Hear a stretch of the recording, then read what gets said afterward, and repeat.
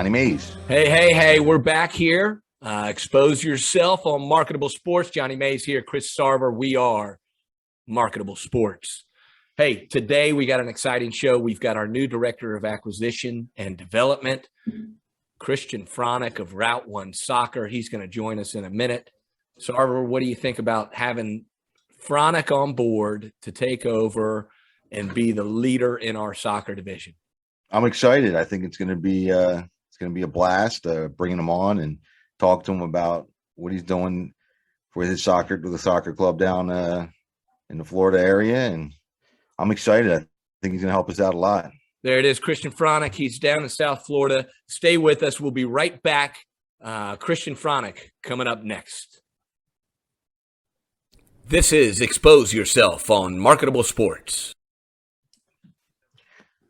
And there he is. He's decided to join us. Look at him, Mr. Christian Fronick, Route1Soccer. Welcome. Hey, I got a question for you right now.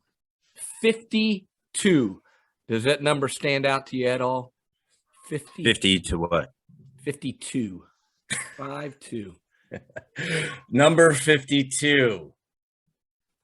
Is that how old Sarver is? 52nd minute. Anthony Robinson, big goal in the cold up in Columbus, Ohio. Wow, you jumped right in. Hey, why not? Big win for the U.S. in World Cup. Do you know what club Anthony Robinson plays for? He's a colleger. He's over in Fulham. Yes, that's right. Fulham FC, which is Mr. Fronick's favorite team. Before we get into Fronick and bringing him on board, yeah, they are in the championship. Are they leading the championship? They are. Yep, that's good. Hey, these are a couple numbers I want to start with, and a lot of this that I want to start with comes from Fronick. But we're going to get to you in a second. 2.4 million soccer players aged 13 to 17 last year. 700. What's that? In the United States. In the United States. Great point. You can multiply that by however many. It's the biggest sport in the world. So, and it's only the fourth or fifth biggest in our nation. 750,000 of those were in high school. 45,000 played college. So Marketable Sports is all about exposing yourself and getting out there. And that's what the app is. That's what it's all about. Another thing that you sent, Fronick, and we put this out on the Twitter machine. You put it out there. I read it and retweeted. And really, I mean, it's almost the essence of what we're doing here, and it's great. And I want to read this. This is from a guy, father. His son was recruited by a number of D1 colleges, and ultimately chose a service academy to go play because that was more his style. But he wrote this, and somebody retweeted his DM to them. He says, that being said, in reply to the individual who stated, quote, "If you can play, they will find you. As much as I would like to believe this sentiment to be true, this isn't top tier football." He's talking about college. "The key to being found is marketing." This is Expose Yourself on Marketable Sports. This is what he says. You want to be found? The recruit needs to market themselves. And then he points out 8 things that I thought were fantastic. Number 1, initially cast a wide net. This is what we're talking about in Marketable Sports. Not only is it the app, it's Twitter, it's our YouTube channel. We're going to have players on here to be able to expose themselves and put themselves out there. Email. I would add to that Twitter, all the social medias, Instagram, but really, look, Marketable Sports is a great way to keep all of your information, easy access. When the coaches start getting on, you're going to be able to share your profile and they'll look you up. Personalize each email. Number 4, make sure you send invites to your showcase games. This is for soccer we're talking about. And that's a great idea because in soccer, that's where you get seen, is these showcases. Send thank yous, follow up with your teams, like posts. Follow your teams on Twitter. like their posts. And then if they like one of your posts, reply to that, and video. And not just Twitter. I mean, that should be all social media, because It we know a should be lot of the all- younger guys are Instagram. I agree. So do that. Those are the things. And I thought that was great, but that's where Marketable Sports comes in, and players right now can get on for free. If they sign up before January 31st, they get a year free of the premium profile. And coaches are always free. And we're going to start something exciting we'll get into in a little bit. But let's start with Mr. Christian Fronick. Mr. Christian Fronick, the founder of Route1Soccer. He's going to join us in our soccer division as Director of Acquisition and Development. Okay, founding principal in South Florida Champions Cup, the Gold Coast Shield, Palm Beach Breakers AFC, Gold Coast Inter AFC, and Fan Ownership Alliance. Anything else? What else? What are you not involved in? Yeah. I'm involved in a lot, and it's been a pursuit of passion and love for the game. And I just feel like I have some things to offer. So that's why to South Florida, which is where I live. And that's why I got involved in creating those events or projects that hopefully help grow the game here. Well, tell us how you got here, because I know that you spent some time, I'm in the Panhandle of Florida, up in Pensacola area. Chris is up in Pennsylvania area. Obviously, he doesn't have much to say. He's put his microphone on mute, and he's not going to participate in this conversation at all. But when you were up here, you were instrumental in starting youth programs in South Walton. And I remember watching that, and I'm sure you look back now and have contact with some of those folks who are still involved and are really happy about how that's progressed. But tell us kind of a little bit about yourself and how you got, all the way down there and where you are now. Sure. So that's correct. Probably just to get things started for anybody that doesn't know, Johnny, the host here, and I went to law school together, and that's how 1998 is when we graduated. Yeah, I Jeez. know. So, but I didn't.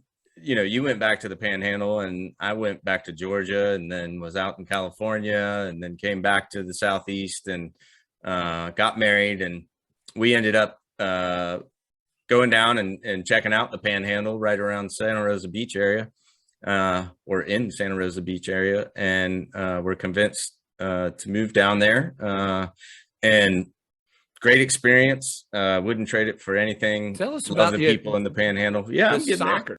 This is Expose Yourself on Marketable Sports. Marketable Sports app. Hey, $1.99 a month. Build your own profile. Put in your stats, your measurables. You can chat within the app. Right now, it's football and soccer. We got more sports coming. $1.99 a month. But We're free if you sign up before January 31st. I mean, it's a no-brainer. For players. Dude. Coaches are always free. Coaches are always free. That's true. This is Expose Yourself on Marketable Sports. So I didn't mean to interrupt. I'm sorry. That's okay. So while shortly after I moved down there, I was playing pickup a lot at a local park in South Walton, South Walton County. And I emailed the Parks and Rec for Walton County. And I said, there's a lot of people who enjoy playing down this way. And, you think there's anything you could do to improve the field or the equipment or any of that stuff? Because there's only one park that people use. And so the guy with Parks and Rec emails me back, and he's like, well, funny, you should ask about this because we're looking for somebody to run the youth program. I was like, no, that's not what this is about. And he's like, no, come, I'll meet you halfway at this Chinese place. I'll buy you lunch. And so, And then he bought himself a youth director. pretty much, he sure as heck And so did. you started with absolutely nothing. Well, they had all the resources, right? They had the park, they had the equipment, and they also had a budget. Which What about enrollment in terms of players? So yeah, that was essentially what they needed. They needed somebody to oversee and manage the rec program in South Walton, which was run at the time for 6 weeks out of the year. That was 6 weeks, and they felt like they fulfilled their obligations, and we're good to go. So what did you turn that into, and over what period of time? Yeah, so I did it for 3.5, 4 years, something like that. We went from 6 weeks out of the whole year to an 8-week fall program, an 8-week spring program. We also had summer camps. We also had created a academy. We held tournaments. I mean, it essentially just blew up. And the people there in South Walton were very thankful to have it, but also a lot of visiting teams were happy to come on down and have a vacation and play some soccer at the same time. For those of you out there that don't know about South Walton is has a stretch of road called 30A. It's where a lot of people go down to vacation on the Gulf of Mexico, seaside, Rosemary Beach, watercolor, all this down in that area. So they never had a program like that. It's a pretty transient population in terms of people coming in, and there's a lot of visitors. But those local people, and I'll tell you, after you left, what year did you leave? I'm trying to remember. It's like 2010. 2010, and that program's still running strong, right? Well, it's under a different, I mean, they still do the rec, but it's under a different name and, obviously a different person running it. But They also now have a full-time youth travel program and academy. I can't recall the name of it right at the moment. But yeah, I mean, it's essentially taken off and now looks very similar to all the other communities that were way ahead of South Walton at the time. I think they're the dynamo. Or at least no, they're not. They moved on from Dynamo. Oh, they did? Yeah, it's like Surf or Wave or something. Okay, was that the Santa Rosa Beach one? Anyways, I digress. But so that essentially what they did is they assumed a fully operational and functional youth program, were able to run that. And I'll tell you, I've watched from my time, I grew up here, but South Walton High School has become something of a powerhouse in not only soccer, but a number of sports. And that's because they had these youth programs available to them. And these are the kids that you're now seeing getting up in that high school range. And it really starts with the fundamentals in youth, whether it's soccer or football or any sport, baseball, hockey. Yeah. Sarver, what do you got to say about that? No, I think it's great. I don't know too much about what he does down there. I mean, all right, great contribution. No, this is Expose Yourself on Marketable Sports. The Palm Beach area, and you have this crazy idea to start a semi-pro soccer team. Tell me how that came about. So I moved back to South Florida in 2011, and actually originally was in Sunny Isles, which is Miami-Dade County, which is obviously where Miami is. And just kind of was getting a feel for the territory and understanding what was going on soccer-wise, but knew that I could make some sort of contribution, hopefully. And I decided, after not really feeling like they needed or I didn't really know who to contact as far as youth, to look at helping Miami get a pro team. So I think it was 2013 or something. Beckham said, Miami's the place where I'm going to start an MLS team because he had a sweetheart deal from when he was playing in MLS where he could have his own club for next to nothing compared to what everyone else had to pay. And so worked on a project to call the team Inter Miami, developed a whole brand and everything with some other people. And we kind of were not accepted by the supporters in Miami, and we didn't get much of it. There was some interaction with Beckham's team, not Beckham directly, although I did meet him. And it just didn't work because the concept that we were working on was a fan-owned concept that is totally foreign to MLS, which wants a lot of control. And really, if anybody doesn't know, MLS actually owns all of the teams that play in MLS. It's a franchise system. So it didn't work. And I moved up to Fort Lauderdale, which was still close enough to stay involved in maybe moving that forward. But then once I moved up to Palm Beach, the distance was just too much.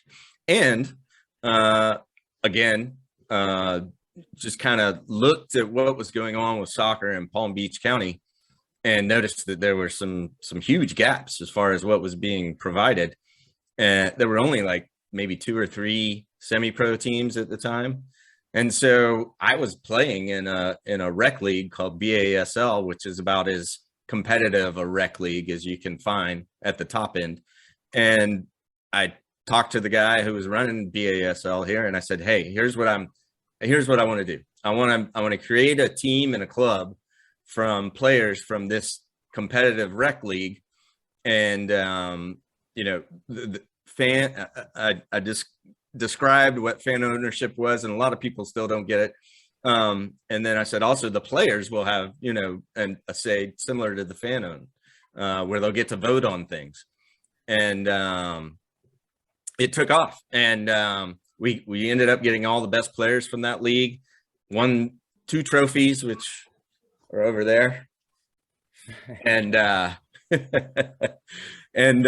but then the players were like, this isn't competitive enough anymore, so we need to keep going. This is Expose Yourself on Marketable Sports. So we went from that competitive rec league to UPSL, which is a national league that has a regional division here in South Florida. And we played there for a few years, and we played in another league called FGCL for a little while. And then we played in another one called NSL, which we're going to go back to playing in, and is probably the most competitive, not probably, it is the most competitive semi-pro league in South Florida now. And also we have an agreement with NISA, people call it NISA, and NISA Nation, which is the semi-pro division of what is a pro offering under NISA League. So it creates a pipeline, not just for the club, more importantly, it creates a pipeline for the players, because a club could be ready or not ready to move to pro, but there's a lot of things that they're called professional league standards, PLS, for a club to be able to qualify as a professional club. And you have to meet all of those. Stadium, you have to, have a certain amount of money, which is in the hundreds of thousands to millions of dollars, and a lot of other things. So a player actually can move through that pipeline into pro much easier than a club can. And that's really, to come full circle, that's really where Marketable Sports offers a great opportunity for players, whether they're starting at a low competitive semi-pro level, or they're almost to the pro level, or even in the pro level. Marketable Sports can make the connections for players, coaches, managers, owners, agents, recruiters, and of course now, and I'm sure you'll get into it later, Johnny, NIL, which is a name, image, likeness, which every player has that, and they only have one, and it belongs to them. So if it's good enough, you can make some money off of it as a player and a coach, maybe. I tell you what, you only have to ask the man one question. He can do a whole show. That's fantastic. That's great information. No, seriously. I mean, this is the inside stuff that a lot of people don't understand. And this is coming from the viewpoint of somebody who's running a club and starting it from nothing and building it to where it is. And then why it's important. You see, you can see that, in terms of the Palm Beach Breakers, they know where their place is. And I don't mean that in any negative way, but it is a feeder club. And the idea of it is, hey, let's become renowned for providing a good product, moving up that line, that pipeline that Fronic was talking about there. We have aspirations as a club, of course, but I think, you have that's to a be much realistic. longer progression than Right. it would be for a player. So Thank you. yeah, Yes. and I didn't mean to minimize that in terms of that you're staying there and plan to stay there. Obviously, you have a vision, and we're going to be part of it as a sponsor, and we want to see it grow and succeed, just like Marketable Sports, because it really does turn back to helping not only players, but that helps clubs on different levels, coaches at different levels, and they really all kind of collaborate and work together. This is Expose Yourself on Marketable Sports. Marketable Sports app. Hey, $1.99 a month. Build your own profile. Put in your stats, your measurables. You can chat within the app. Right now, it's football and soccer. We got more sports coming. $1.99 a month. But For free if you sign up before January 31st. I mean, it's a no-brainer. For players. Dude. Coaches are always free. Coaches are always free. That's true. This is Expose Yourself on Marketable Sports. Sarver, what do you got on that? No, I was going to ask you, but you kind of answered the question already. How would Marketable Sports impact the players? And kind of Well, I mean, we answered it can in his own way there. Yeah, no, I mean, I think we can hammer that home, which really is the old way of going through established channels, whether it's in soccer or football or any sport, is very restricted, right?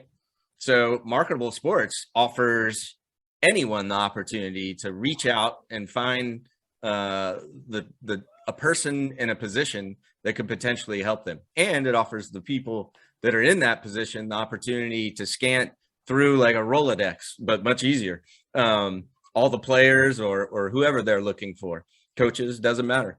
And weed out the ones that they definitely don't want to talk to, and then really focus on the ones they do really want to talk to. But it's important for anyone that signs up onto Marketable Sports app that they get as much info, as much video, as much information, data that they can provide, so that the likelihood of somebody that they need to connect with is more likely. Well, that's sorry. What type of player would you suggest utilize Marketable Sports? Like, is there a specific age range, or? Well, I would say this. It's important that anyone involved in sports be practical and pragmatic about where they are in their progression as a athlete in their sport.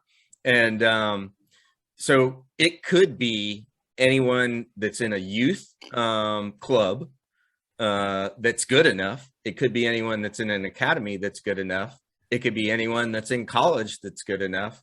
It could be someone, especially in South Florida, who's fallen through the cracks because they're maybe an immigrant or the son or daughter of an immigrant that doesn't see or isn't provided as many opportunities as the kids that pay thousands of dollars to travel and do all the things that aren't available to a majority of athletes in any sport. And that's the whole thing, is that it's very similar to lacrosse in that respect, in that you got to pay money to be playing these, to be seen. These showcases, you pay hundreds and hundreds of dollars. You travel to these and you're paying thousands of dollars. Families are to go to these. The immigrant who's here and, trying to be seen, they're going to play high school sports because that's an affordable way for them to play the game. If they're, obviously they play, pickup stuff, but organized, they're going to play high school. And high school and soccer, you just don't get seen. In fact, clubs tell players, sometimes they say you may not play high school soccer. Others strongly suggest that you don't, which is, to me, is terrible because it doesn't help at all. This is Expose Yourself on Marketable Sports.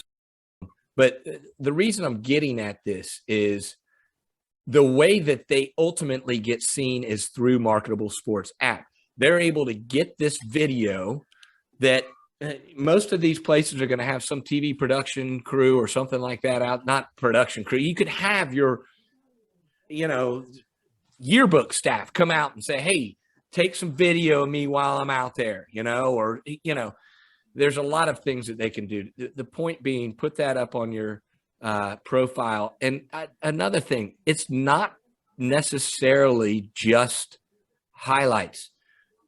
You want to keep them short. You don't want to do a 9-minute video, but also when it comes to the name, image, likeness and monetizing that, or at least showing your personality and laying the foundation for potential monetization of that, show who you are, put up a little video of, so if you're putting stuff up on Instagram, you could take that and you think it's hot, it's getting a lot of stuff, put that up on your profile. Yeah. As long as it's acceptable. Well, that's another thing.